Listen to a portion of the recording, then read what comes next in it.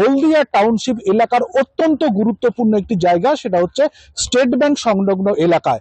এবং জানো যে এই যে স্টেট ব্যাংক অর্থাৎ রাষ্ট্রায়ত্ত ব্যাংকে প্রথম দিনেই কার্যত কিন্তু সমস্যায় পড়েছেন এখানকার গ্রাহকরা। হলদিয়া প্রশাসনের তরফ থেকে একটাই এখন উদ্যোগ নেওয়া হয়েছে যে এই জমা জল কিভাবে বের করানো যায়। কেননা স্থানীয় বাসিন্দারা তারা কিন্তু অভিযোগ করছিলেন যে দীর্ঘদিন ধরে এই যে সমস্ত নিকাশি নালাগুলো রয়েছে সেই নিকাশি নালাগুলো পরিষ্কার না হওয়ার ফলে এবং তার উপরে অবৈধ দখলদারের ফলেই কিন্তু এই যে জল যন্ত্রণার মধ্যে পড়তে হচ্ছে গোটা হলদিয়া এলাকার বাসিন্দাদের।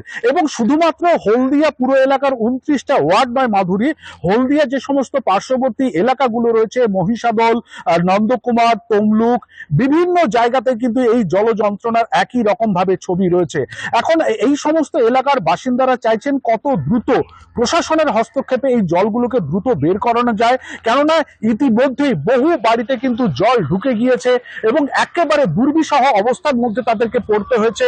হলদিয়া পুরসভার তরফ থেকে ইতিমধ্যেই বেশ কয়েকটি ত্রাণ শিবির করা হয়েছে এবং সেখানে কিন্তু দুর্গতদেরকে নিয়ে যাওয়া হয়েছে। কিন্তু যেভাবে কয়েকদিনের টানা বৃষ্টিতে গোটা এলাকা জলমগ্ন হয়ে রয়েছে, এই অবস্থা যদি আজকের দিনে আরো চলতে থাকে অর্থাৎ বৃষ্টিপাতের পরিমাণ যদি না থামে এবং জমা জল যদি দ্রুত বের করানো সম্ভব না হয়, তাহলে কিন্তু কার্যত ভয়াবহ পরিস্থিতি তৈরি হবে হলদিয়ার গোটা এলাকাতে।